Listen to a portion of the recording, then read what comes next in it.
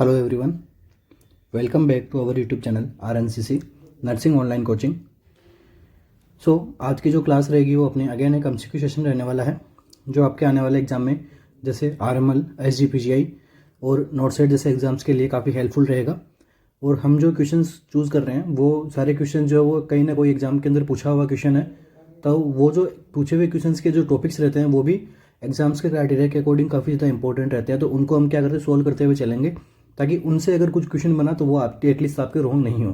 ठीक है, क्योंकि हम सारी थ्योरी तो अपन यहाँ पे पढ़ा नहीं सकते वन बाय वन करके, तो उसके लिए एक अलग तरह का हम लेके आएंगे पैटर्न। बट यहाँ पे हम थोड़ा बहुत जितना भी सोल्व कर पाएंगे तो वो हम सोल्व करते हुए अपन शुरू करेंगे। और साथ ही साथ में मैं आप सभी को बताना चाहूँगा कि हमारी एक स्पेशल टेस्ट सीरीज चलाई जा रही है अभी, जो RNCC के ऑफिशियल ऐप पे है। ऐप आपको प्ले स्टोर से मिल जाएगा। और टेस्ट सीरीज अभी हम रन करवा रहे हैं बेसिकली RML के लिए, SGPGI के लिए और स्टेट CHO का जो एग्ज़ाम है फेब में, उनके लिए। ठीक है, तो आप टेस्ट सीरीज भी ज्वाइन कर सकते हैं, जो हमने एकदम अफोर्डेबल प्राइस के अंदर हमने उसकी प्राइस रखी है। तो वो भी काफ़ी आपके लिए इंपॉर्टेंट रहेगी। आप मोटिवेटेड रहोगे एग्जाम के टाइम पे कि हाँ हमने प्रैक्टिस अच्छी कर रखी है। क्वेश्चंस कैसे भी आए बट आपकी प्रैक्टिस जब अच्छी रहती है तो आप इजीली क्वेश्चन को टैकल कर सकते हो। तो शुरू करते हैं अपने सेशन को। फर्स्ट क्वेश्चन अपना कुछ इस प्रकार है, विच of the following is the vector for epidemic typhus. ठीक है, एपिडेमिक टाइफस के लिए वेक्टर कौन है। ठीक है, कोई भी डिजीज कंडीशन को यहाँ पे बनने के लिए कोई ना कोई वेक्टर होता है जो उस डिजीज के लिए रेस्पॉन्सिबल होता है। ठीक है, तो एपिडेमिक टाइफस के लिए क्या वेक्टर है, ये आपसे क्वेश्चन में पूछा हुआ है। ऑप्शन हमारे पास में क्या है, बॉडी लाउस, हार्ट टिक, रेड फ्लिया और एडीज मॉस्किटो। तो कौन सा ऑप्शन है जो हमारा करेक्ट रहेगा। तो एपिडेमिक टाइफस एक प्रकार की क्या है, बैक्टीरियल डिजीज है।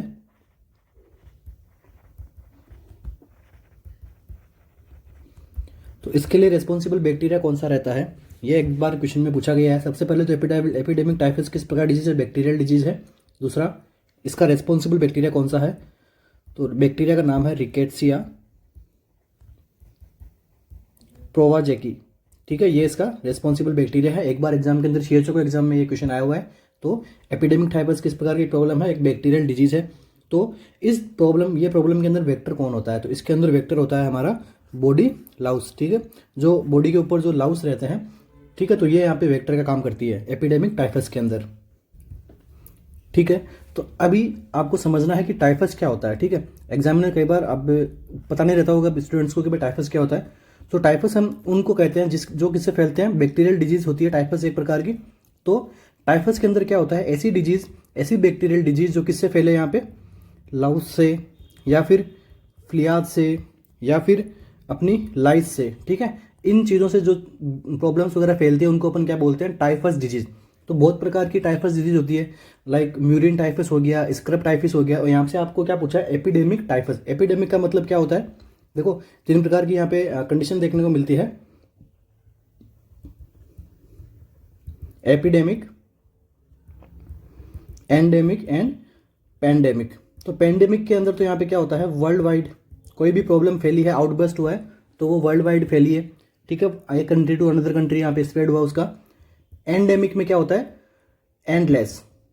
ठीक है, एंड से आपको समझना है एंडलेस। तो एंडेमिक में कोई भी एक पर्टिकुलर एरिया के अंदर जो एंडलेस है उस प्रॉब्लम का, ठीक है, वहां पे वो प्रॉब्लम खत्म नहीं की जा सकती, मींस एंडलेस है, तो उसको हमने क्या बोल दिया, एंडेमिक। और एपिडेमिक का मतलब क्या होता है, sudden outburst of any kind of disease in a specific geographical area, उसको हमने क्या बोला, एपिडेमिक।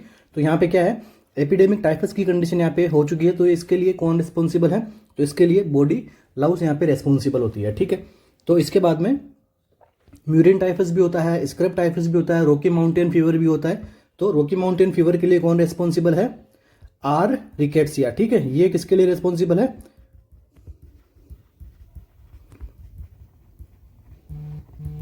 Rocky mountain fever. ठीक है, तो आपको याद रखना है, ये भी एग्जाम में पूछा गया रॉकी माउंटेन फीवर के लिए। तो एपिडेमिक टाइफस के लिए क्या हो गया, बॉडी लाउस। अब दूसरा आपको क्या ऑप्शन में दिया गया है, रेड फ्लिया। तो रेड फ्लिया से भी एग्जाम में क्वेश्चन पूछा हुआ है। तो रेड फ्लिया किसके लिए वेक्टर का काम करती है, ये काम करती है हमारे प्लेग के लिए, जो प्लेग डिजीज कंडीशन होती है उसके लिए। तो इसके अंदर क्या होता है, यर्सीनिया पेस्टिस क्या है, इसका पॉजिटिव एजेंट है। दूसरा एडीज मस्किटो आपको यहाँ पे देखने को मिला है। तो एडीज मस्किटो क्या करता है, वेक्टर का काम करता है, किसके लिए करता है? Tiger mosquito. ये क्या है? टाइगर मॉस्किटो है। तो ये क्या फैलाता है? चिकनगुनिया। और दूसरा क्या फैला सकता है? ये येलो फीवर। ठीक है। और हार्ट टिक किसके लिए काम करती है? तो हार्ट टिक वेक्टर का काम करती है किसके लिए? लाइम डिजीज के लिए। तो आपको इनका पता होना चाहिए, एग्जामिनर आपसे कुछ भी पूछ सकता है। अभी मूव ऑन करते हैं अपने नेक्स्ट एमसीक्यू पे। The nursing instructor ask the student to describe fetal circulation. Nursing instructor है वहाँ पे, वो क्या कर रहा है? एक स्टूडेंट नर्स को पूछ रहा है कि आपको क्या करना है? फीटल सर्कुलेशन के बारे में डिस्क्राइब करना है, स्पेशली द डक्टस विनोसिस। उसने क्या पूछा है? डक्टस विनोसिस के बारे में पूछा कि डक्टस विनोसिस होता क्या है। Which statement by the student indicate an understanding of the ductus venosus. तो नीचे दिए गए ऑप्शंस में से कौन सा ऐसा स्टेटमेंट है जो बताएगा कि हाँ स्टूडेंट नर्स को अंडरस्टैंडिंग है डक्टस विनोसिस के बारे में। तो ऑप्शन क्या है हमारा? It connect the pulmonary artery to the aorta. ये डक्टस विनोसिस क्या होता है? पल्मोनरी आर्टरी को पल्मोनरी हाँ अओर्टा से यहाँ पे पल्मोनरी आर्टरी को अओर्टा से यहाँ पे कनेक्ट करता है। मीन्स क्या हो गया? ये हमारा हार्ट हो गया और हार्ट से यहाँ से पल्मोनरी अओर्टा निकला। ठीक है। और यहाँ से सपोज पल्मोनरी आर्टरी को यहाँ पे क्या कर रहा है? ये कनेक्ट कर रहा है। ठीक है। तो ये इस कंडीशन को अपन डक्टस विनोसिस बोलेंगे। या फिर ऑप्शन बी क्या है? It is an opening between the right and left atria. इसके अंदर क्या बोला गया? हार्ट के 4 चेंबर होते हैं, ऊपर वाले क्या होते हैं? दोनों एट्रियम, नीचे वाले दोनों क्या होते हैं? वेंट्रिकल। तो इन दोनों के बीच की इस ओपनिंग को इन्होंने ये बोला होगा। ऑप्शन सी क्या है? It connect the umbilical vein to the inferior vena cava. अभी क्या बोल रहा है कि जो अम्बिलिकल वेन होती है वो अगर इंफीरियर वेना केवा से कनेक्ट होती है तो इसको इन्होंने बोला होगा। या फिर ऑप्शन डी क्या है? It connect the umbilical artery to the inferior vena cava. या फिर कोई अम्बिलिकल आर्टरी जो किससे कनेक्ट हो? इंफीरियर वेना केवा से। तो क्या रहेगा अपने इस क्वेश्चन का करेक्ट आंसर?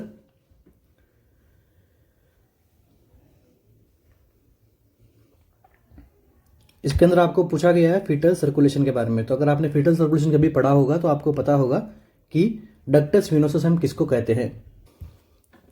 तो कौन सा ऑप्शन हमारा करेक्ट रहेगा? तो आपसे पूछा गया है डक्टस विनोसिस। तो डक्टस विनोसिस में क्या होता है? Option number C, it connect the umbilical vein to the inferior vena cava. ठीक है। डक्टस विनोसिस में क्या होता है? अम्बिलिकल वेन यहाँ पे कनेक्ट होती है किससे? इंफीरियर वेना कावा से। ठीक है। इंफीरियर वेना कावा आगे जाके राइट एट्रियम में यहाँ पे ब्लड को डाल देगी, जो आगे जाके फिल्टर होके आगे वापस अओर्टा के थ्रू सर्कुलेट होगा। ओके। अब आपसे क्वेश्चन नंबर देखो, ऑप्शन नंबर 1 में कुछ बताया हुआ है कि पल्मोनरी आर्टरी टू द अओर्टा। तो इसको हमने क्या बोला?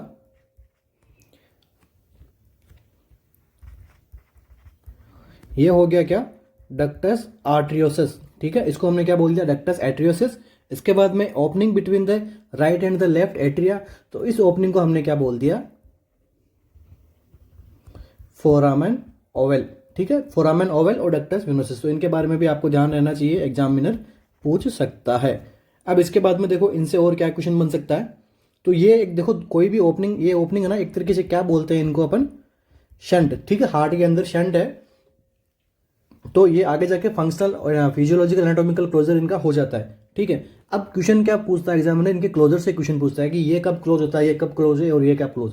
तो अपन बात कर लेते हैं शंट की। शंट के अंदर सबसे पहला वाला कौन सा है? डक्टस आर्टरियोसिस। अब देखो दो प्रकार का क्लोजर हमें देखने को मिलता है।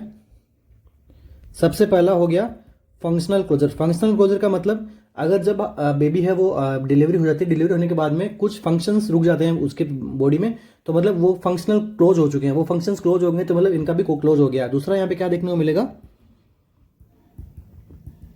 Anatomical closure. दोनों से एमसीक्यू बनता है और इन दोनों के क्लोज होने के बाद में इनका रिमेनेंट क्या बचता है। ठीक है। इस स्ट्रक्चर को आगे जाके वो क्लोज हुआ तो क्लोज स्ट्रक्चर को हम क्या बोलेंगे? मींस उसका रिमेनेंट को हम क्या बोलेंगे? इनसे क्वेश्चन बनता है। तो सबसे पहला हमारे पास में कौन है? डक्टस विनोसस है। तो इसका फंक्शनल क्लोजर ये हो जाता है हमारा 10 हार्स टू 96 हार्ट के अंदर अंदर इसका जो है वो फंक्शनल क्लोजर यहाँ पे हो जाता है। बट इसका एनाटॉमिकल क्लोजर से क्वेश्चन बनता है। देखो एनाटॉमिकल क्लोजर कब होता है? 2 to 3 वीक आफ्टर बर्थ। इसका क्या हो जाएगा? एनाटॉमिकली क्लोजर हो जाएगा। मतलब ये जो डक्टस एट्रियोसिस है किसके बीच में?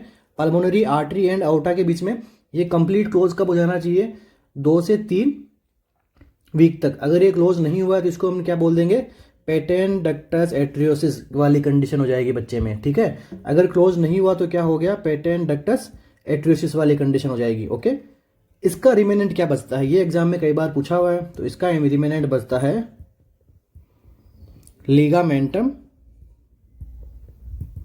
एट्रियोसम, ठीक है। इसका रिमेनेंट कई बार पूछा हुआ है एग्जाम के अंदर, तो लिगामेंटम एट्रियोसम किसका रिमेनेंट होता है? डक्टस एट्रियोसिस का। इसके बाद में बात करते हैं अपन सेकेंड वन का। तो सेकेंड वन कौन है हमारा? फोरामन ओवल, ठीक है। फोरामन ओवल के अपन बात कर लेते हैं। फोरामन ओवल क्या होता है? Right atria and left atria के बीच की जो ओपनिंग होती है उसको हम क्या बोलते हैं? फोरामन ओवल। तो अगर टाइम पे फोरामन ओवल कनेक्ट क्लोज नहीं हो, सबसे पहले अपन देख लेते हैं फंक्शनल क्लोजर कब होता है। तो सेवरल मिनट्स के अंदर इसका क्या हो जाता है? फंक्शनल यहाँ पे क्लोजर और सेवरल मिनट्स के अंदर ही, मतलब आफ्टर बर्थ कुछ ही मिनट्स के अंदर इसका क्लोजिंग हो जाता है। बट इसका एनाटॉमिकल क्लोजर कब होता है? 1 ईयर पे, ठीक है। 1 ईयर पे ये कंप्लीटली क्लोज हो जाता है। तो इसका रिमेनेंट क्या होता है? ये भी एग्जाम के अंदर क्वेश्चन पूछा हुआ, साथ साथ में हम नोट्स बनाते रहिएगा ताकि इजी वे में अपन क्या याद कर लेंगे इनको अभी। तो फोरामन ओवल का रिमेनेंट क्या बचता है? फोसा ओवलिस, ठीक है। ध्यान में रहना चाहिए, अगर यहाँ पे फोरामन ओवल क्लोज नहीं हुआ तो इसको हमने क्या बोल दिया? एट्रियल सेप्टल डिफेक्ट, ठीक है। दोनों एट्रिया के दोनों के बीच का ये क्या? सेप्टम है। इस सेप्टम का यहाँ पे ओपनिंग रह जाएगी, तो मतलब ये क्या हो गया? Atrial septal defect. नेक्स्ट क्या है अपना? Ductus venosus.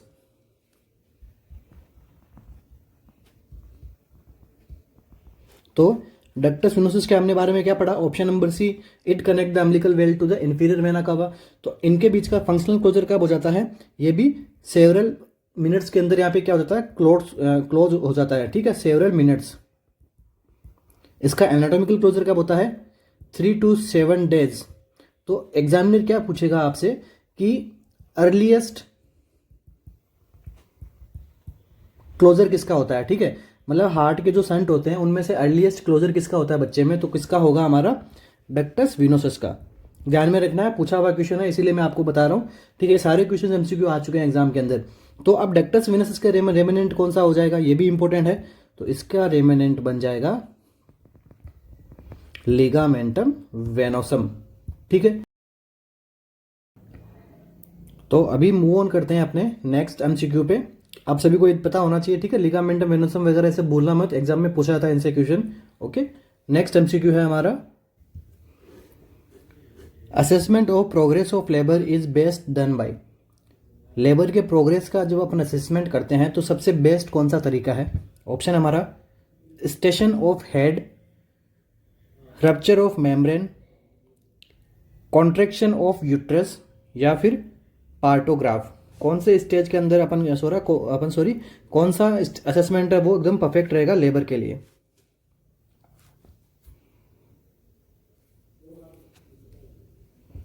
कौन सा ऑप्शन करेक्ट रहेगा इस क्वेश्चन का?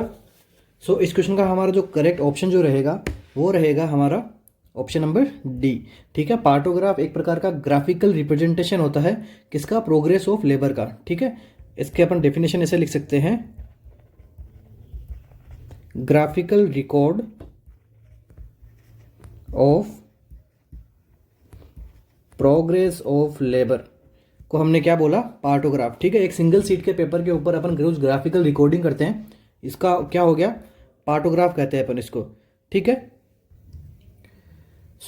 पार्टोग्राफ के अंदर हम और क्या क्या चीज़ असेस करते हैं? तो पार्टोग्राफ के अंदर हम क्या करते हैं? एक तो यहाँ पे फीटल हार्ट रेट असेस करते हैं, जो एवरी 30 मिनट से अपन असेस करते हैं। पार्टोग्राफ की बात कर रहा हूँ मैं, एवरी 30 मिनट से अपन असेस करते हैं। यहाँ पे मैटरनल पल्स है, उसको भी हम कब असेस करते हैं? एवरी 30 मिनट असेस करते हैं। उसके बाद में जो blood pressure and temperature,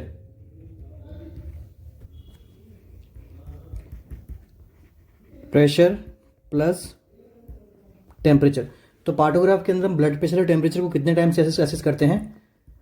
record every 4 our, ठीक है। तो इसके अंदर 2 प्रकार की लाइन हमें देखने को मिलती है। एक लाइन होती है अलर्ट लाइन, दूसरी लाइन होती है एक्शन लाइन, ठीक है। अलर्ट लाइन के अंदर अपन क्या करते हैं? जो ये हम प्रोग्रेस ऑफ, इसके अंदर क्या करते हैं, प्रोग्रेस ऑफ लेबर को हम रिकॉर्ड करते जाते हैं, ठीक है। अगर progress of labour less than 1 centimetre पर हार्ट तक जा रहा है तो एक प्रकार का अलर्ट शो करता है कि आप एक बार लेबर की प्रोसेस को आप चेक कर लीजिए, अगर ये क्या पता ये प्रोलॉन्ग लेबर में तो नहीं जा रहा पेशेंट, ठीक है। तो इसका एडवांटेज क्या है, एडवांटेज ये है कि ये प्रोलॉन्ग्ड लेबर को असेस कर सकता है, ठीक है। कैसे कर सकता है, क्योंकि इसके अंदर अलर्ट लाइन, एक्सेल लाइन यहाँ पे मेजर होती है, ग्राफिकल रिप्रेजेंटेशन होता है। तो ये हो गया हमारा क्या, partograph.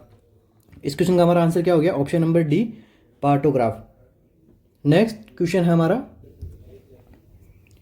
Best parameter to assess the gestational age in fetus. अब क्वेश्चन में आपसे पूछा गया है कि अगर आपको फीटस की गेस्टेशनल एज को असेस करना है तो उसके लिए बेस्ट पैरामीटर क्या होगा। ऑप्शन हमारे पास में, फीटस का बाईपैराइटल डायमीटर को असेस करेंगे, या फिर क्राउन रम्प लेंथ असेस करेंगे, या फिर फीमर लेंथ असेस करेंगे, या फिर एब्डोमिनल सर्कमफ्रेंस हम असेस करते हैं। Best parameter to assess gestational age in fetus, तो बेस्ट पैरामीटर कौन सा होगा, बेस्ट पैरामीटर होगा हमारा ऑप्शन नंबर बी। तो बेस्ट, जब कभी आपसे पूछे कि बेस्ट पैरामीटर कौन सा है तो बेस्ट पैरामीटर है गेस्टेशन, इसका पता लगाने के लिए क्राउन रम्प लेंथ, ओके। ये अपन किससे लगाते हैं, अपन यूएसजी से पता लगाते हैं। तो यूएसजी के अंदर हम क्या देखते हैं, पेशेंट का जो हेड टू लेके उसके जो क्राउन रम्प, उसका लेंथ का अपन क्या करते हैं, असेसमेंट करते हैं। अब ऑप्शन में दिया गया क्राउन रम्प लेंथ, तो इसका मतलब क्या होता है, इसका मतलब होता है टॉप ऑफ द हेड का क्या मतलब हो गया यहाँ पे, क्राउन, क्राउन कहाँ पहनते हैं, हेड पे पहनते हैं, तो top of the head to bottom of the buttocks, जो फीटस के जो बटक्स है तो उसके बॉटम तक अपन क्या है, ये रंप वाला एरिया होता है, जिसको अपन क्या बोलते हैं, रंप। तो क्राउन टू रंप लेंथ अपन असेस करते हैं, किसी एक पैरामीटर है, बेस्ट पैरामीटर किसके लिए, फीटस के गेस्टेशनल एज को पता लगाने के लिए। देखो यहाँ पे और भी यहाँ पे पैरामीटर्स बताए हुए हैं, बाईपैराइटल डायमीटर, फीमर लेंथ, इसको हम कब असेस करते हैं, ठीक है। फिर से मैं आपको बता रहा हूँ, अगर आपको सिंपली जैसे एक क्वेश्चन पूछा हुआ है एग्जाम में, सिंपल पूछा हुआ है, इसके अंदर नहीं पूछा आपको फर्स्ट ट्राइमेस्टर में करना है या फिर सेकंड ट्राइमेस्टर में करना है या थर्ड ट्राइमेस्टर में करना है, तो यहाँ पर सिंपली पूछा तो कौन सा आंसर जाएगा, क्राउन रम्प लेंथ। बट अगर एग्जामिनर आपसे पूछ ले कि फर्स्ट ट्राइमेस्टर के अंदर आपको अगर पता लगाना है, गेस्टेशनल एज का पता लगाना है, तो इसमें क्या लगेंगे, तो फर्स्ट ट्राइमेस्टर के अंदर स्पेशली हम क्या पता लगाएंगे, क्राउन रम्प लेंथ से अपन क्या करेंगे, फर्स्ट ट्राइमेस्टर में अपन इसका मेनली यूज में लेते हैं। अब अगर एग्जामिनर आपसे पूछ ले स्पेशली कि सेकंड ट्राइमेस्टर में हम किसका पता लगाएंगे, सो सेकंड ट्राइमेस्टर के अंदर अपन काम में लेते हैं बाईपैराइटल डायमीटर को। अब पूछ ले आपसे थर्ड ट्राइमेस्टर के अंदर, तो इसके अंदर अपन होता है क्या, फीमर की अपन क्या करेंगे, उसकी पेशेंट बच्चे की फीमर लेंथ असेस करेंगे, ठीक है। तो ये हो गया हमारा ऑप्शन नंबर बी, इसके अंदर यहाँ पे क्या हो जाएगा, करेक्ट हो जाएगा, okay. Best time to do USG, ये भी कौन सा टाइम रहेगा, अगर क्राउन रम्प लेंथ का पता लगाना है यूएसजी से तो कौन सा रहेगा, फर्स्ट ट्राइमेस्टर, ठीक है। फर्स्ट ट्राइमेस्टर के अंदर अपन क्या करते हैं, गेस्टेशनल एज अपन पता लगाते हैं, पीरियड ऑफ प्रेगनेंसी अपन पता लगा सकते हैं। अब अगर आपसे एग्जामिनर आपसे क्वेश्चन पूछे कि आपको क्या पता लगाना है, ग्रोथ ऑफ द फीटस को आपको पता लगाना, आपने गेस्टेशनल एज तो आपने देख ली, बट अगर आपसे एग्जामिनर ने पूछ लिया कि अब आपको ग्रोथ ऑफ द फीटस को आप असेस करना है, तो वो कैसे करोगे, तब हमारा ऑप्शन नंबर यहाँ पे डी करेक्ट हो जाएगा। इसके अंदर हम क्या करेंगे, फीटस का जो एब्डोमिनल सर्कमफेरेंस है उसको हम क्या करेंगे, असेस करके फीटस की ग्रोथ का हम पता लगा सकते हैं, ठीक है। तो हो गया, चारों ऑप्शन हमारे पढ़ लिए अपन ने। तो इस क्वेश्चन का आंसर क्या हो गया, option number B, crown rump length. Next MCQ हमारा, the passage of biparietal diameter, ठीक है, इसको हम शॉर्ट में बोल सकते हैं biparietal diameter, BPD, through the pelvic inlet, ठीक है। अब पेल्विस का, ये अपना पेल्विस है, इसका जो बीच के पार्ट को हमने क्या बोल दिया, इनलेट बोल दिया। तो अब इस पेल्विक इनलेट के अंदर ये बाईपैराइटल डायमीटर जब आता है तो इसको हम क्या बोलेंगे, मतलब रेफर्ड टू एज, इसको हमने क्या कहा, ऑप्शन है हमारे पास में डिसेंड, फ्लेक्शन, क्राउनिंग या फिर एंगेजमेंट।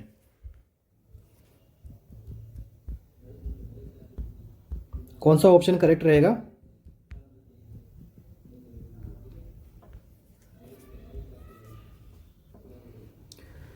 सो इसे हम क्या कहेंगे, एंगेजमेंट, ठीक है। एंगेजमेंट हमने क्या किसको बोला है, बाईपैराइटल डायमीटर जब पेल्विक इनलेट में आता है तो इसको हमने क्या बोल दिया, फीटल यहाँ पे एंगेज्ड हो गया है, मतलब यहाँ से अपना जो ट्रू लेबर का जो कंडीशन है वो शुरू हो जाता है, ठीक है, एंगेजमेंट से, ओके। तो अपना कौन सा ऑप्शन करेक्ट हो गया, option number D.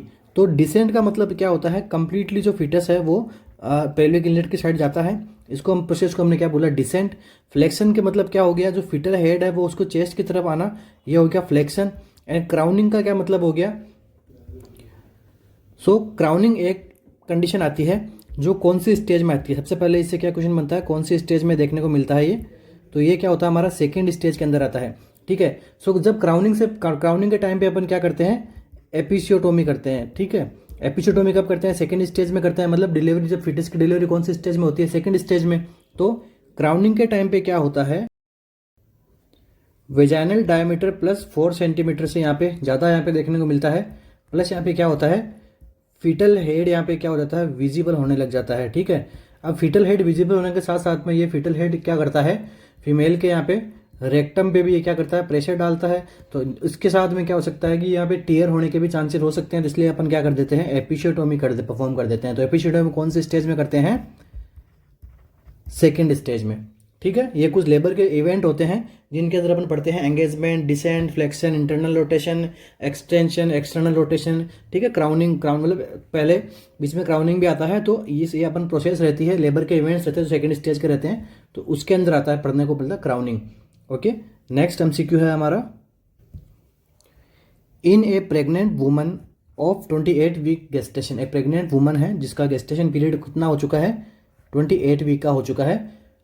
Intra uterine death is earliest demonstration on X ray by, ठीक है। एक वुमेन, प्रेग्नेंट वुमेन है, कितने वीक पे, 28 वीक पे, उसका क्या किया गया है यहाँ पे, एक्सरे के द्वारा उसके क्या किया गया है, इंट्रा यूटेराइन डेथ का पता लगाया गया है। तो अब एक्सरे में हम क्या देखेंगे, ठीक है, क्या डेमोन्स्ट्रेट करेंगे एक्सरे के अंदर। ऑप्शन हमारे पास में क्या है, इंक्रीज्ड फ्लेक्शन, अपन को फीटस का फ्लेक्शन बढ़ा हुआ देखने को मिलेगा। Next, overlapping of cranial bones, cranial जो बोन्स रहती है फीटस की वो एक दूसरे से ओवरलैप हो जाएगी। नेक्स्ट, स्पाल्डिंग साइन या फिर गैस इन वेसल्स। कौन सा ऑप्शन हमारा करेक्ट रहेगा इस ऑप्शन के अंदर, इस क्वेश्चन के अंदर। तो जब कभी भी हमारा इंट्रायूटेराइन डेथ के बारे में पूछा जाए और ये अपन को बताया गया कि 28 वीक की यहाँ पे गेस्टेशन पीरियड यहाँ पे उसका हो चुका है और यहाँ पे इंट्रायूटेराइन डेथ हो गई है, आपको क्या एक्सरे से आपको पता लगाना है, ठीक है। तो एक्सरे से हम पता लगाते हैं, उसके अंदर हम क्या लगाते हैं, एक्सरे में आपको सबसे पहले आपको क्या दिखेगा, अर्लीस्ट साइन कौन सा आएगा, गैस इन वेसल्स। जो आपके बच्चे की जो वेसल्स है उसके अंदर आपको गैसेज फॉर्म आपको दिखाई देंगे, ठीक है।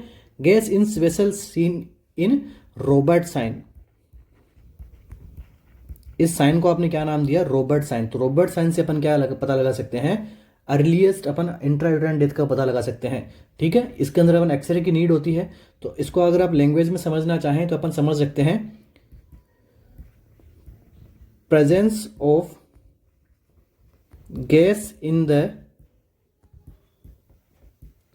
fetal large vessels, this is known as earliest sign. Exam में पूछा हुआ है, अर्लीस्ट साइन आपको क्या देखने को मिलेगा इंट्रायूटेराइन डेथ का, तो Robert sign. Robert sign means gases आपको देखने को मिलती है फीटल्स वेसल्स में। कितना अर्लीस्ट देखने को मिल सकता है, तो ये 12 हावर्स ऑफ डेथ। जब बच्चा 12 हावर्स मतलब आफ्टर 12 हावर्स अगर बच्चे की डेथ यहाँ पे देखने को मिलती है, मतलब डेथ के 12 हावर के बाद के अंदर आपको ये साइन देखने को मिल जाएगा, तो इसको हमने क्या बोला, रॉबर्ट साइन, और ये अर्लीस्ट है। इसके बाद में और क्या साइन देखने को मिलता है इंट्रायूटेराइन डेथ के अंदर, स्पाल्डिंग साइन। सारे साइन इंपॉर्टेंट है, एग्जाम में पूछा हुआ है, साथ साथ में आप नोट करते जाइएगा। स्पाल्डिंग साइन, स्पाल्डिंग साइन का क्या मतलब होता है, overlapping of fetal skull bones. अगर फीटल की स्कल बोन्स का ओवरलैप कर जाना, ये हम क्या कहते हैं, स्पाल्डिंग साइन। मतलब ऑप्शन नंबर बी और सी क्या है, एक ही है, ठीक है। तो स्पाल्डिंग साइन क्या मतलब होता है, overlapping of fetal skull bone due to, अब ये क्यों हो रही है, ड्यू टू जो फीटस का जो सेरेब्रम है उसका क्या हो जाता है, वो क्या हो जाता है, श्रिंक हो जाता है, मतलब वो सिकुड़ जाता है, ठीक है। जो सेरेब्रम का श्रिंकेज होता है, इसलिए वो जो फीटस की जो स्कल बोन है वो एक दूसरे के ओवरलैप हो जाती है, ओके। इसके बाद में और क्या साइन देखने को मिलेगा, बाल साइन, ठीक है। मैं आपको साइन पढ़ा रहा हूं इंट्रायूटेराइन डेथ के, तो बाल साइन में क्या देखने को मिलता है, हाइपर फ्लेक्शन ऑफ स्पाइन। किसमें देखने को मिलेगी, बाल साइन में, ओके। स्पाइन का वहां पे हाइपर फ्लेक्शन मिलेगा, ओके। तीनों साइन किसके हैं, इंट्रायूटेराइन डेथ के। तो कंफ्यूज नहीं होना है। अर्लीस्ट कौन सा है? रॉबर्ट साइन, स्पाल्डिंग साइन, इबाल sign. This is the first one. Next MCQ पे मूव करते हैं। A 6-year-old boy is brought to the emergency department with high grade fever. एक 6 साल का बच्चा है जिसको क्या किया गया है? इमरजेंसी डिपार्टमेंट के अंदर उसको लाया गया है और उसको क्या हो रहा है? वहाँ पे हाई ग्रेड फीवर उसको देखने को मिल रहा है। मदर सेड, मदर कहती है दैट सी गेव एस्पिरिन, उसने उस बच्चे को क्या दिया है? एस्पिरिन दिया है। But baby is not responding, but बच्चा जो है वो उसने रेस्पॉन्ड नहीं किया है एस्पिरिन देने के बाद भी। What is the danger the nurse should expect in this baby, तो अब नर्स है वो क्या एक्सपेक्ट करेगी कि बच्चे को क्या डेंजर की कंडीशन यहाँ पे देखने को मिलेगी? ऑप्शन हमारे पास में क्या है? जीआईटी में अल्सर होना, या फिर सेलिसाइलिज्म, या फिर पल्मोनरी एडिमा, या फिर हेपेटिक एंसेफेलोपैथी। तो कौन सा ऑप्शन जो हमारा करेक्ट रहेगा? देखिए जीआईटी अल्सर के बाद में आपको एक ऑप्शन मिला है सेलिसाइलिज्म। ठीक है, सेलिसाइलिज्म क्या होता है? सेलिसिलिक एसिड जो होता है इसका अगर एक्यूमुलेशन होता है तो ये एक आगे जाके अपनी बॉडी में टॉक्सिसिटी कॉज कर देगा। तो इसको हमने क्या बोल दिया? सेलिसाइलिज्म। टॉक्सिसिटी के अंदर क्या क्या सिम्टम आएंगे? रिंगिंग इन ईयर्स, मोस्ट कॉमन सिम्टम कौन सा रहेगा? रिंगिंग इन ईयर्स। तो नेक्स्ट ऑप्शन में क्या है? Pulmonary oedema and hepatic encephalopathy. तो क्या होगा अगर अपन एस्पिरिन अब उसको दी है, कब दी है? हाई ग्रेड फीवर के अंदर उसको क्या कर दिया है? एस्पिरिन दे दी। तो अब उसका क्या है कि बच्चे ने रेस्पॉन्ड नहीं किया, मतलब उसका फीवर कम हुआ नहीं। और आगे जाके नर्स को क्या पता लगा? नर्स को क्या हो सकता है कि उसके बच्चा कौन सा डेंजर में जा सकता है? ये आपसे क्वेश्चन में पूछा है। तो देखिए सिंपल सा इसका अंदर कॉन्सेप्ट है। तो हिपेटिक एंसेफेलोपैथी इसके अंदर क्या होगा? हमारा करेक्ट आंसर होगा, क्योंकि अगर हिपेटिक एंसेफेलोपैथी ये किसको इंडिकेट कर रहा है? हमारे पास में ये इंडिकेट कर रहा है रेज सिंड्रोम को। ठीक है, अब रेज सिंड्रोम वाले पेशेंट में क्या होता है? एस्पिरिन जो होती है ड्रग वो क्या होती है? कॉन्ट्रा इंडिकेट रहती है। ठीक है, तो इसलिए अगर उस एस्पिरिन को अपन को कभी भी हिपेटिक एंसेफेलोपैथी वाले पेशेंट के अंदर कभी भी क्या करना है? हमें नहीं देनी है। यहाँ पे फीवर के रूप में अपने को जो एंटीपायरेटिक वाली ड्रग के अंदर अपन एस्पिरिन को यहाँ पे काउंट नहीं करेंगे। ठीक है, बच्चों के अंदर क्योंकि कॉमन कॉम्प्लिकेशन है, रेज सिंड्रोम बन सकता है। ठीक है, ओके। तो आपको कभी भी जो हिपेटिक एंसेफेलोपैथी वाले बच्चे अगर वहाँ पे हो, एंसेफेलोपैथी हुई है मीन्स वहाँ पे हाई ग्रेड फीवर तो आएगा ही आएगा। ठीक है, तो यहाँ पे हिपेटिक एंसेफेलोपैथी के अंदर आपने अगर एस्पिरिन दे दी तो ये किस में कन्वर्ट हो जाएगी? रेज सिंड्रोम के अंदर ये कन्वर्ट हो जाएगा। ठीक है, तो कभी भी बच्चों के अंदर ट्रीटमेंट ऑफ लिवर डिजीज में आपको कभी भी एस्पिरिन ड्रग को यूज में नहीं लेना है। तो एक और एमसीक्यू हो गया ये, दूसरा एमसीक्यू तो अपन सोल्व कर ही रहे हैं। साथ साथ में सेलिसिलिज्म में भी अपन ने पढ़ लिया पल्मोनरी एडिमा के अंदर, और जीआई अल्सर इसका कोज नहीं है, सेलिसिलिज्म भी इसका कोज नहीं है। नेक्स्ट एमसीक्यू है हमारा, when was the Indian nursing council established? Indian nursing council INC की एस्टैब्लिशमेंट कब हुई थी? ऑप्शन क्या है? 1946, 1948, 1947 या फिर 1950। तो इंडियन नर्सिंग काउंसिल को कब एस्टैब्लिश किया गया था? 1947 में इसको एस्टैब्लिश किया गया था। Okay, next MCQ, which one of the following is a toxic vaccine? Which of the following is a toxic vaccine? Toxic vaccine कौन सी है नीचे दिए गए ऑप्शंस में से? ऑप्शन हमारे पास में क्या है? BCG vaccine, OPV vaccine, hepatitis A या फिर टेटनस। कौन सी वैक्सीन को हम जो है टॉक्सॉइड वैक्सीन को आपने बोला है, तो इसके अंदर हमारा ऑप्शन कौन सा करेक्ट हो जाएगा? देखिए सिंपल क्वेश्चन है, ज़्यादा टाइम नहीं लेंगे अपन। ऑप्शन नंबर डी हमारा क्या है? टेटनस टॉक्सॉइड है एक प्रकार का। ठीक है, तो हमारा ऑप्शन कौन सा करेक्ट हो जाएगा इसके अंदर? टेटनस। तो टॉक्सॉइड वैक्सीन कौन कौन सी होती है? एक तो हो गया क्या हमारा टेटनस, दूसरा क्या हो सकता है? Diphtheria. Okay, next OPV BCG ये किस प्रकार की वैक्सीन है हमारे पास में? लाइव वैक्सीन है। हेपेटाइटिस ए किस प्रकार की वैक्सीन है? किल्ड वैक्सीन है। नेक्स्ट एमसीक्यू हमारा, ओके नेक्स्ट क्वेश्चन है, काफ़ी अच्छा क्वेश्चन है। क्वेश्चन क्या हमारे पास में है? ए पेशेंट ऑफ एचआईवी, एक एचआईवी का पेशेंट है, on multiple drugs was admitted. उसको क्या दिया गया है? मल्टीपल ड्रग्स उसको चलाई जा रही है और वो क्या है? एडमिट हो रहा है अब। ठीक है, अब वो एडमिट हुआ है किसके साथ में? With severe anaemia. अब उसको क्या हो गया? सीवियर एनीमिया हो गया। ठीक है, वापस से समझिए क्वेश्चन को। एचआईवी वाला पेशेंट है जिसको क्या किया गया? मल्टीपल ड्रग उसको चलाई जा रही है और अभी वो एडमिट हुआ है किसके साथ में? Severe anaemia. वहाँ पे उस पेशेंट के अंदर सीवियर एनीमिया देखने को मिला है एंड हीमोग्लोबिन लेवल्स का कितना है? 4 ग्राम पर DL। Which drug can be the positive factor? तो ऑप्शन के अंदर कौन सी ड्रग है वो हमारा क्या पॉजिटिव फैक्टर है? मीन्स HIV की ऐसी कौन सी ड्रग है जो क्या करवाती है, एनीमिया। काफ़ी अच्छा क्वेश्चन है, आया हुआ क्वेश्चन है, हो सकता है आगे आपको एम्स के अंदर भी देखने को मिले, RML में भी देखने को मिल सकता है। क्या रहेगा अपने इस क्वेश्चन का करेक्ट आंसर? तो देखिए हमारा आंसर क्या रहेगा इस क्वेश्चन के अंदर, वो रहेगा ऑप्शन नंबर डी। ठीक है, जुडोवुडिन एक ड्रग है जो क्या करवाती है, सीवियर एनीमिया कोज करवाती है। ओके, HIV वाले पेशेंट में।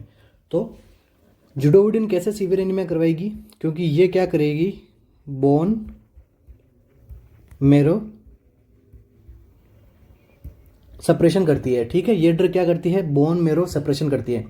सबसे पहला क्वेश्चन आपको ऐसे भी पूछ सकता है, ऐसी कौन सी ड्रग है जो बोन मेरो सप्रेशन करती है, तो कौन सी ड्रग है, जुडोवुडिन।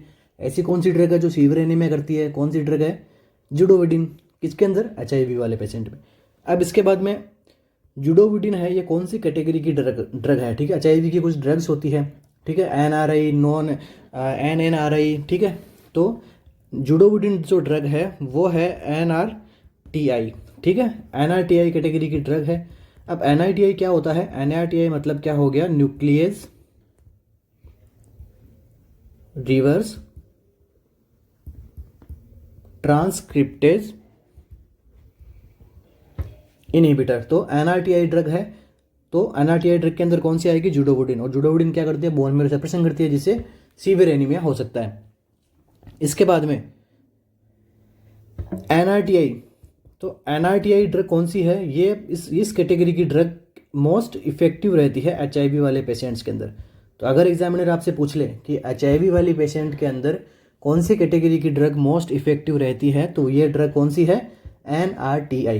दूसरा अगर एग्जामिनर आपसे पूछ ले कि TB के अंदर मोस्ट इफेक्टिव ड्रग कौन सी है, तो ये हो गई हमारी कौन सी, रिफाम्पिसिन। ठीक है, ध्यान में रखना, भूलना नहीं है, एग्जामिनर आपको पूछ सकता है। ओके, इसके बाद में आपसे क्या क्वेश्चन बन सकता है, नाको कब एस्टैब्लिश हुआ, नेशनल एड्स कंट्रोल ऑर्गेनाइजेशन कब एस्टैब्लिश हुआ, तो 1992 में ये एस्टैब्लिश हुआ। इसके बाद में देखो और इम्पोर्टेंट आपको मैं MCQ बताता हूँ, HIV के अंदर क्या क्या होता है। तो मदर टू चाइल्ड, अगर प्रेग्नेंट लेडी है,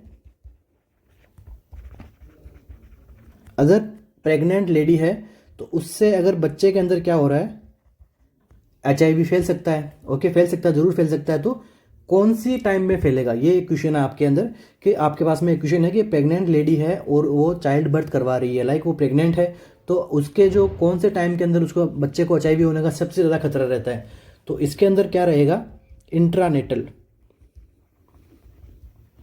ठीक है, जो इंटरनेटल पीरियड रहता है वो रहता है मोस्ट रिस्की पीरियड रहता है। इस पीरियड के अंदर क्या होता है, mother to fetus, mother to जो बेबी रहता है उसके अंदर जो है वो HIV फैलने की संभावना रहती है। कौन से पीरियड के अंदर, इंट्रानेटल पीरियड के अंदर।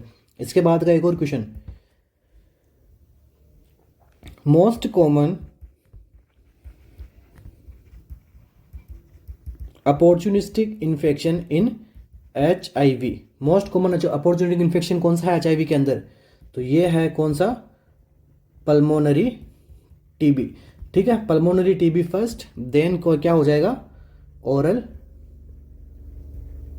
कैंडिडाइटिस। ठीक है, most common opportunistic infection in HIV कौन सा है, पल्मोनरी TB फर्स्ट नंबर पे। इसका सेकंड नंबर का पूछे आपसे तो कौन सा है, ओरल कैंडिडाइटिस। और क्या क्वेश्चन बन सकता है, देखिए, most common cause of death, HIV की वजह से मोस्ट कॉमन डेथ अगर होती है तो किस वजह से होती है, तो ये है कंडीशन हमारा क्या, न्यूमोनोमोसिस्टिस कार्नी। ठीक है, pneumocystis carinii most common cause of death है HIV वाले पेशेंट में। इसके बाद में और क्या क्वेश्चन बन सकता है, देखिए, मोस्ट पावरफुल ड्रग तो मैंने आपको बताई दी, रिफाम्पिसिन होती है। ठीक है, दूसरा आपसे पूछ सकता है, ये तो हो गया पावरफुल। दूसरा आपसे पूछ सकता है टॉक्सिक ड्रग कौन सी है TB की, TB के अंदर मोस्ट टॉक्सिक ड्रग कौन सी है, तो इसके अंदर ड्रग जो होती है वो कौन सी है, आइसोनियाजिड। ठीक है, ध्यान में रखना है, एग्जामिनर ये सारे क्वेश्चंस आ चुके हैं, इसलिए मैं इन सभी को क्या एक्सक्लूड करके लिए लेके आया। मैंने कहा इस क्वेश्चन के अंदर ये सारे क्वेश्चंस अपन सोल्व कर लेंगे। इसके बाद में और क्या क्वेश्चन, देखिए, एक प्रेग्नेंट लेडी है तो उसके लिए अपन कौन सी एंटी रेट्रोवायरल थेरेपी अपन नहीं देंगे, pregnant lady ART note given, कौन सी ART अपन नहीं देंगे प्रेग्नेंट लेडी को, तो ये अपन देते हैं, कौन सी नहीं देते हैं, एफाविरेंज। ठीक है, एफाविरेंज को अपन कभी भी यहाँ पे नहीं देते हैं प्रेग्नेंट लेडी को, स्पेशली कौन से ट्राइमेस्टर के अंदर, फर्स्ट ट्राइमेस्टर के अंदर हम कभी भी एफाविरेंज की अपन डोज नहीं देते हैं प्रेग्नेंट लेडी को। तो कौन सी देते हैं, ये एग्जाम में आता है, तो कौन सी देते हैं, एफाविरेंज नहीं देते तो कौन सी देते हैं, नेविरापिन। ठीक है, आई होप आपके सारे क्वेश्चन समझ में आ रहे होंगे।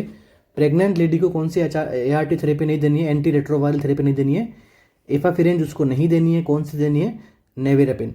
दूसरा, अगर पेशेंट को, HIV वाले पेशेंट को क्या हो गया है, TB हो गया है, तो HIV drug not give to TB patient. ये क्वेश्चंस कैसे भी बन सकता है, देखो मैं आपको एक इजी लैंग्वेज में समझाने की कोशिश कर रहा हूँ, अपने स्तर पे इनको क्वेश्चन बना लेना है। ठीक है, HIV ड्रग अपन कौन सी, मतलब एक TB का पेशेंट है, उसको क्या HIV भी है, तो उसके लिए अपन कौन सी ड्रग को यूज में नहीं लेंगे। अगर पेशेंट को क्या है, TB है, तो TB वाले पेशेंट को हम कभी भी नेविरापिन की डोज है वो अपन नहीं देंगे। ठीक है, नेविरापिन की डोज नहीं देंगे, किस में नहीं देंगे, जिनको पेशेंट को क्या हो, TB हो। इसके बाद में क्या क्वेश्चन बन सकता है, तो एनीमिक वाले पेशेंट को अपन क्या नहीं देंगे, जुडोवुटिन नहीं देंगे। ठीक है, ये तो हो ही गया। इसके बाद में नेविरापिन और कौन सी कंडीशन में अपन नहीं देंगे, not given in liver disease. अगर HIV वाला पेशेंट है, उसको लीवर डिजीज भी है साथ में, अपन क्या करेंगे, नेविरापिन को हम नहीं देंगे। ठीक है, दूसरा एंड लास्ट MCQ इस टॉपिक से 1097 क्या है, टोल फ्री नंबर है, किसके लिए, HIV की इंफॉर्मेशन देने के लिए। ठीक है, ओके, आपको ध्यान रखना है, आ सकता है एग्जाम के अंदर में भी पूछ ले, नहीं पूछा है अभी तक, बट ध्यान में फॉर नॉलेज याद रखने में क्या जाता है। ओके, तो इसी के साथ ही अपना ये MCQ भी कंप्लीट हुआ। मूव ऑन करते हैं अपने नेक्स्ट MCQ पे। BCG is reconstitute in, BCG की वैक्सीन है वो किसके साथ में रिकॉन्स्टिट्यूट होकर लगाई जाती है, distil water, normal saline, both A+B, या फिर only D। Only A is correct. Okay, option D में क्या है, ओनली A इज करेक्ट। तो BCG वैक्सीन के रिकॉन्स्टिट्यूट के लिए अपन क्या यूज में लेते हैं, नॉर्मल सेलाइन। ठीक है, हम BCG वैक्सीन के रिकॉन्स्टिट्यूट पे हम क्या लेते हैं, normal saline. And distil water किसके अंदर लेते हैं, MMR वाली वैक्सीन के अंदर। ठीक है, MMR मिजल्स मम्स रूबेला का जो टीका लगता है बच्चों में, तो उसमें हमको क्या लेंगे, distil water. And normal saline किस में लेते हैं, BCG के अंदर। बेसिलस क्वालमिटेड ग्वारिन वाली जो वैक्सीन होती है, जो किस प्रकार की होती है, लाइव वैक्सीन होती है, तो इसके अंदर हम क्या करते हैं, नॉर्मल सेलाइन से रिकॉन्स्टिट्यूट करते हैं। Next MCQ, isoniazid should not be given to which of the following patient. Isoniazid जो ड्रग है, किसकी ड्रग है, TB की ड्रग है, तो ये कौन से पेशेंट को नहीं देनी है। ऑप्शन हमारे पास में है, asthma patient on theophylline, chronic alcoholic वाला पेशेंट, या फिर डीप वेन थ्रोम्बोसिस पेशेंट जो कि किस पे है, वारफेरिन थेरेपी पे है, या फिर पेशेंट विद एपिलेप्सी। कौन सी कंडीशन में जो है हमें आइसोनियाजिड नहीं देनी होती है, तो ये हमें नहीं देनी है कभी भी, किसके साथ में, अस्थमा वाले पेशेंट के साथ में, जिसको क्या चल रहा है, थियोफाइलिन ड्रग चल रही है।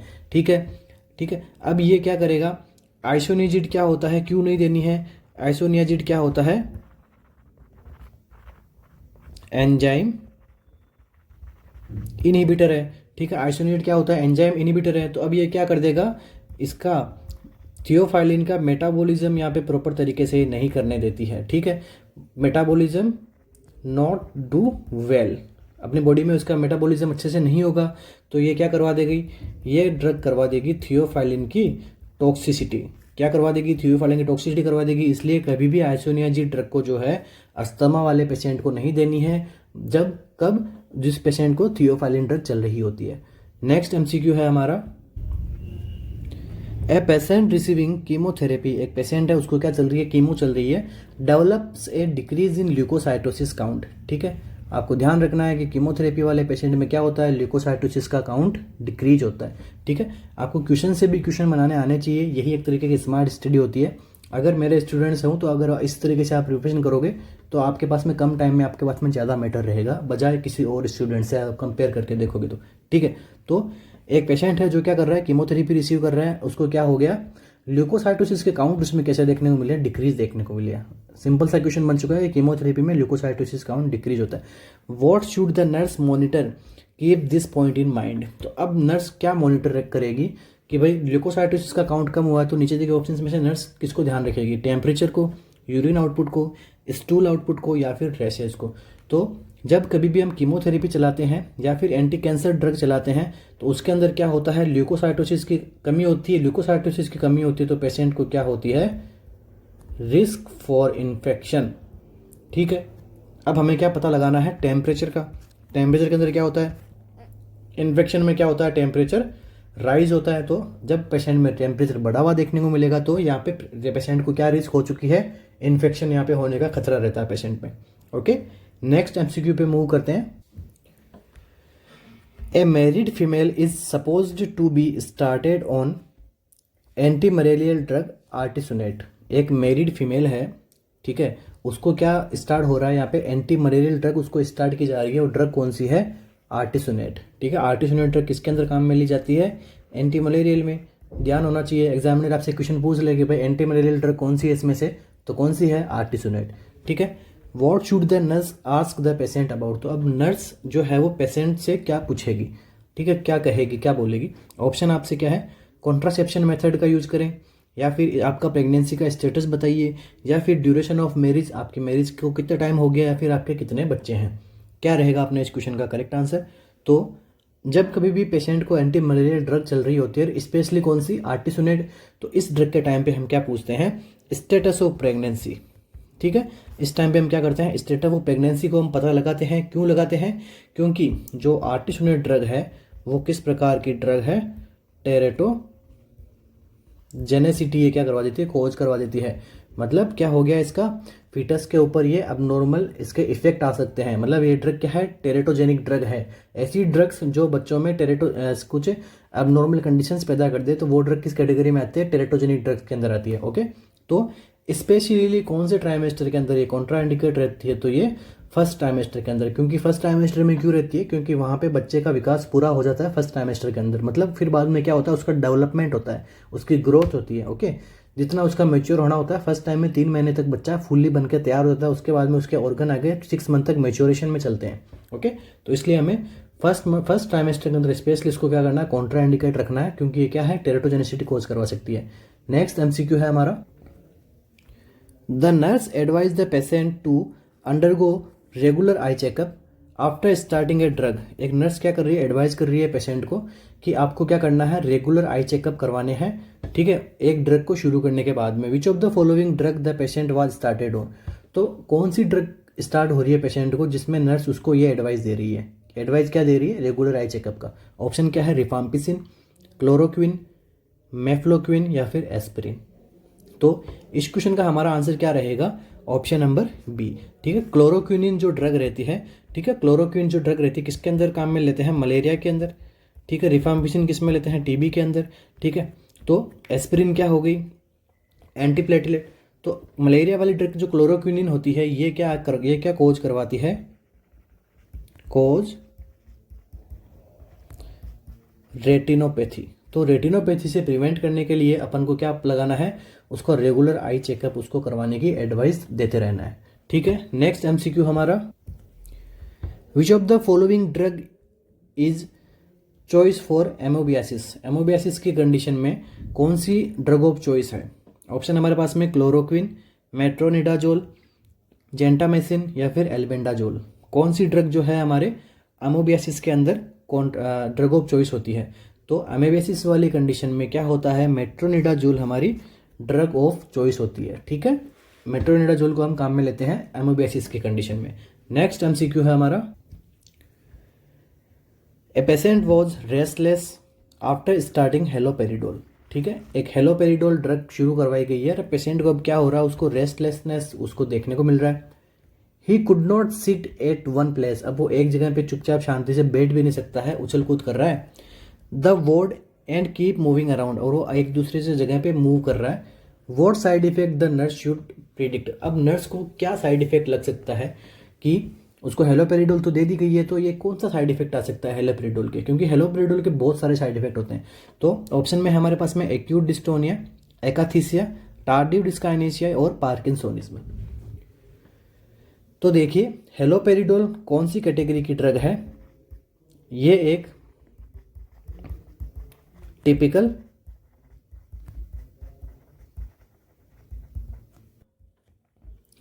एंटीसाइकोटिक ड्रग है, ठीक है। टिपिकल एंटीसाइकोटिक ड्रग और कुछ होते हैं एटिपिकल एंटीसाइकोटिक।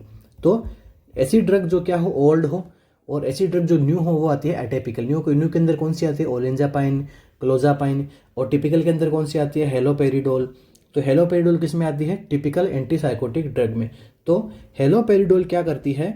ये एक क्या है? मेजर ट्रैंकुलाइजर्स है, ठीक है। तो ये ड्रग्स क्या करती है? सिजोफ्रेनिया के अंदर इनको काम में लिया जाता है।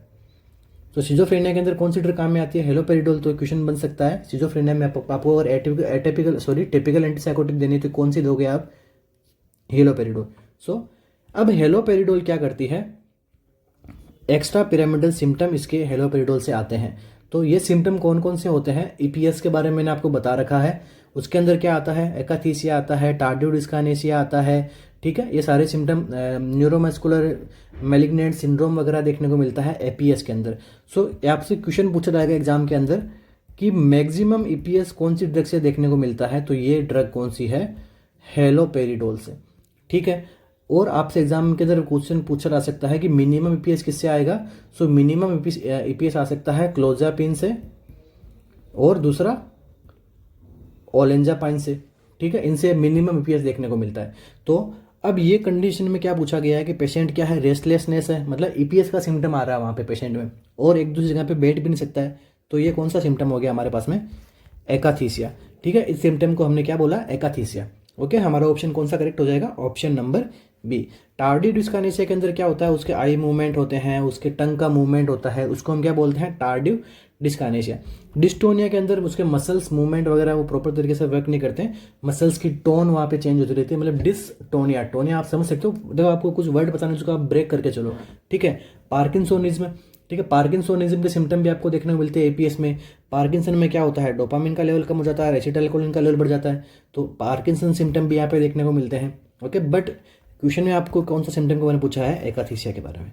नेक्स्ट एमसीक्यू है हमारा, the most reliable urine specimen is obtained by. Most reliable urine specimen के आपको पूछा गया है क्वेश्चन में, इजी क्वेश्चन है तो आपको इजीली आंसर आना चाहिए इसका। तो मोस्ट रिलायबल मेथड कौन सा है यूरिन स्पेसिमेन कलेक्ट करने का? ऑप्शन आपका है यूरेथ्रल कैथेटराइजेशन में, कि आपको जो है वो कैथेटराइजेशन करना है फिर निकाल लो, या फिर कैथेटर एस्पिरेशन, आपको जो लगा हुआ है कैथेटर उससे निकाल लो। मिड स्ट्रीम वॉइडिंग, कि आपको जो है मिड स्ट्रीम वॉइडिंग कैसे होती है वो बता के पेशेंट को एजुकेट करके वो सैंपल ले लो, या फिर सुप्रा प्यूबिक एस्पिरेशन। तो कौन सा है सुप्रा प्यूबिक? मतलब ये हमारा प्यूबिक है, प्यूबिक के ऊपर वाले रीजन से आप क्या करो?